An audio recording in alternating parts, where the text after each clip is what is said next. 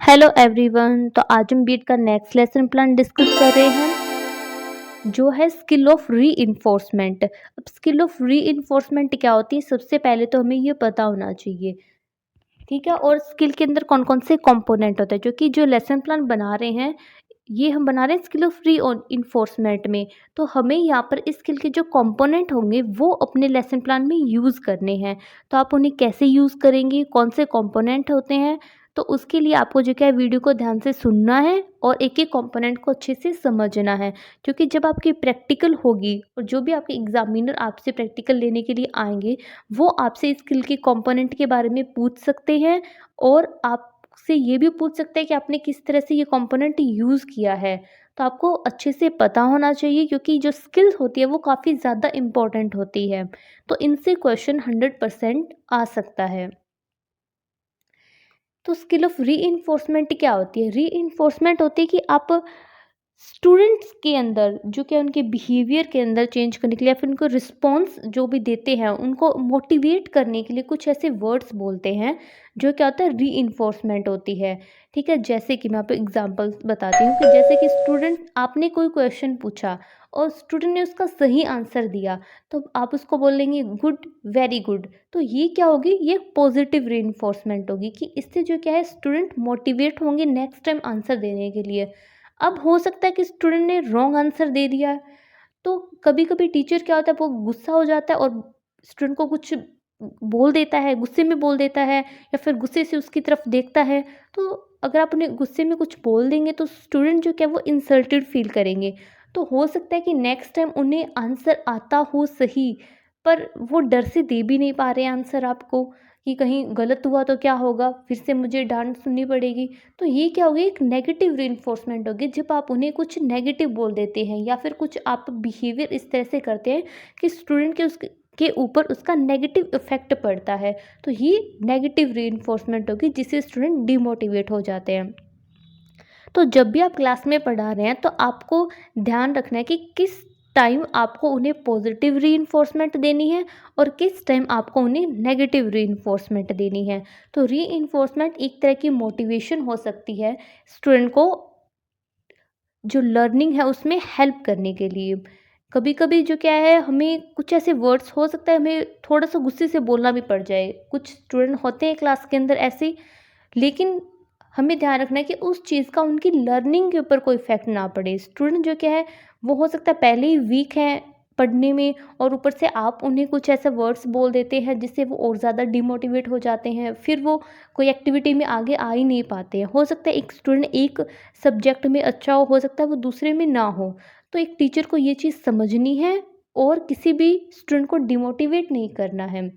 चाहे वो wrong answer दे रहे हैं तो भी आपको उन्हें अच्छे से समझाना है कि वो नेक्स्ट टाइम सही आंसर दें। तो ये होती है रीइंफोर्समेंट। तो अब लेसन प्लान स्टार्ट करते हैं। तो लेसन प्लान बनाने के लिए हमें कुछ जनरल इन्फॉर्मेशन लिखनी होती है, जैसे कि लेसन प्लान नंबर, उसके बाद आप लिखेंगे डेट, उसके बाद पीपल टीचर्स नेम, यहाँ पर आपको अपना खुद का नेम लिखना है। उसके बाद क्लास, आप किस क्लास के लिए लेसन प्लान बना रहे हैं। आज का जो हमारा लेसन प्लान है वो है 10th क्लास के लिए। उसके बाद सब्जेक्ट, कि आप कौन से सब्जेक्ट के ऊपर लेसन प्लान बना रहे हैं। तो हमारा जो सब्जेक्ट है वो है इंग्लिश सब्जेक्ट। उसके बाद आपको लिखनी होती है ड्यूरेशन ऑफ द पीरियड जो है 15 to 20 मिनट। उसके बाद हमें लिखना होता है प्यूपिल टीचर्स रोल नंबर। यहाँ पर आपको अपना कॉलेज का या फिर यूनिवर्सिटी का रोल नंबर लिखना है। फिर हमें लिखनी होती है average age of the pupils, जो हम 10th क्लास के लिए बना रहे हैं तो यहाँ पे 14 to 15 ईयर्स लिख देंगे। उसके बाद हमें लिखना होता है टॉपिक, कि हम कौन से टॉपिक के ऊपर लेसन प्लान बना रहे हैं। तो हमारा जो लेसन प्लान है वो है प्रेजेंट इंडेफिनिट टेंस, मतलब ये टॉपिक हम स्टूडेंट को पढ़ा रहे हैं और इस टॉपिक को पढ़ाने के टाइम जो हम स्किल ऑफ रीइंफोर्समेंट का यूज़ करेंगे। पहले हेडिंग डाल देनी है प्लान और फिर लिख देना है स्किल ऑफ रीइंफोर्समेंट। ठीक है, तो इस तरह से आप लिख देंगे। उसके बाद हमें 4 कॉलम्स बनाने होते हैं। फर्स्ट में हमें लिखना होता है सीरियल नंबर, सेकंड कॉलम में हमें लिखना होता है प्यूपिल टीचर एक्टिविटी और थर्ड कॉलम में हमें लिखना होता है स्टूडेंट एक्टिविटी और फोर्थ कॉलम में हमें लिखना होता है कंपोनेंट। पीपल टीचर एक्टिविटी के अंदर क्या चीज़ लिखनी होगी कि एक टीचर की मतलब आपकी क्लास के अंदर क्या एक्टिविटी है, आप स्टूडेंट को पढ़ा रहे हैं उस टाइम आपकी क्या एक्टिविटी है। आप एक लेक्चर मेथड का यूज़ कर रहे हैं, आप स्टूडेंट से कोई क्वेश्चन पूछ रहे हैं, आप उन्हें कोई स्टोरी एक्सप्लेन कर रहे हैं, कोई आइडिया एक्सप्लेन कर रहे हैं, वो क्या होगी आपकी एक्टिविटी होगी। तो वो सब आप पीपल टीचर एक्टिविटी के अंदर लिखेंगे। सेकेंड होता है स्टूडेंट एक्टिविटी। यहाँ पर जब आप उन्हें पढ़ा रहे हैं तो उस टाइम स्टूडेंट की क्या एक्टिविटी होगी, वो होगी स्टूडेंट एक्टिविटी। थर्ड होता है कंपोनेंट, जो हमारे स्किल से रिलेटेड होते हैं कि इस स्किल की कौन कौन से कंपोनेंट का आपने अपने लेसन में यूज़ किया है। तो वो हम देखेंगे आगे कि कैसे करेंगे।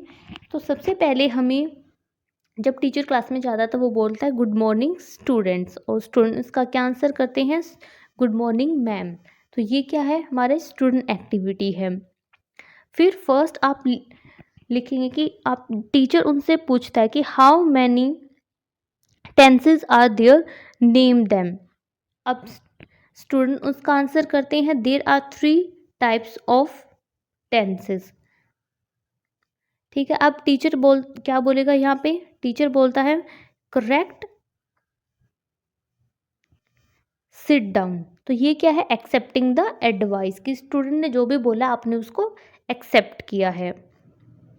अब टीचर क्या करेगा, the प्यूपिल teacher right the responses of on the black board. अब स्टूडेंट ने जो भी आंसर दिया है वो आप ब्लैक बोर्ड के ऊपर लिख देंगे। जैसे कि यहाँ पे स्टूडेंट ने 3 तरह के टेंस एक्सप्लेन किए, जैसे कि प्रेजेंट टेंस होता है, पास्ट टेंस होता है, फ्यूचर टेंस। तो आप इसका नाम ब्लैक बोर्ड के ऊपर लिख देंगे। यहाँ पर हम कौन सा कंपोनेंट यूज़ कर रहे हैं, writing students response on the black board. किससे जो कि एक स्टूडेंट के ऊपर पॉजिटिव इम्पैक्ट पड़ता है जब आप उनकी जो वो बता रहे हैं उसका ब्लैक बोर्ड के ऊपर आप लिखते हैं उनके जो भी आंसर है, तो वो एक स्टूडेंट को ये चीज़ अच्छी लगती है, वो मोटिवेट होते हैं कि नेक्स्ट टाइम वो आंसर दें और उनका रिस्पॉन्स भी ब्लैक बोर्ड के ऊपर लिखे टीचर। तो ये हमने क्या किया, यहाँ पर एक पॉजिटिव रीइंफोर्समेंट दी है।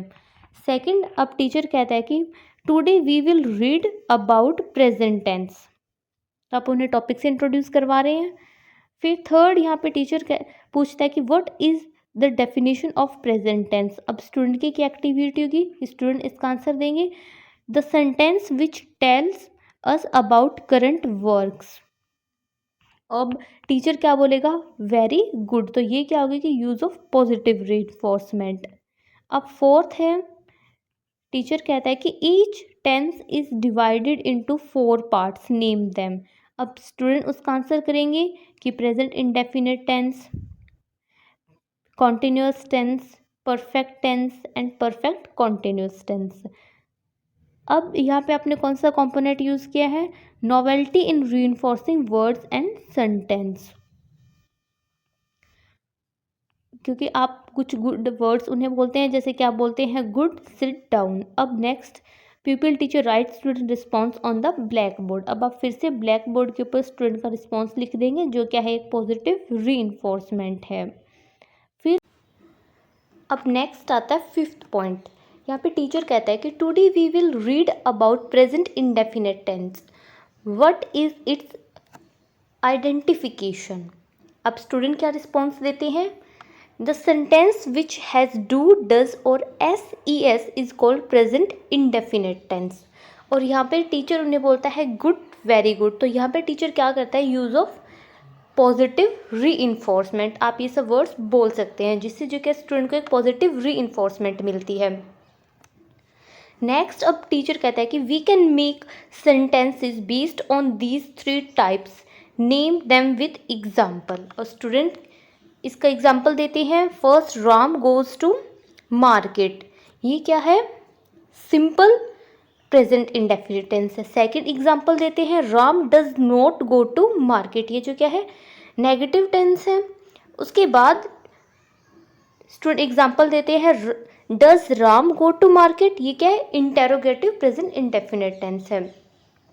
तो इस तरह से स्टूडेंट्स का एग्जाम्पल देते हैं। तो अब टीचर क्या कहता है, very good and sit down. तो यहाँ पे टीचर ने क्या किया है, यूज़ ऑफ पॉजिटिव रीइंफोर्समेंट, उसने एक पॉजिटिव वर्ड बोला वेरी गुड। अब टीचर कहता है so you have understood present indefinite tense, और स्टूडेंट्स का क्या आंसर करते हैं, यस मैम। तो यहाँ पे कौन सा कंपोनेंट है, अटेम्प्टिंग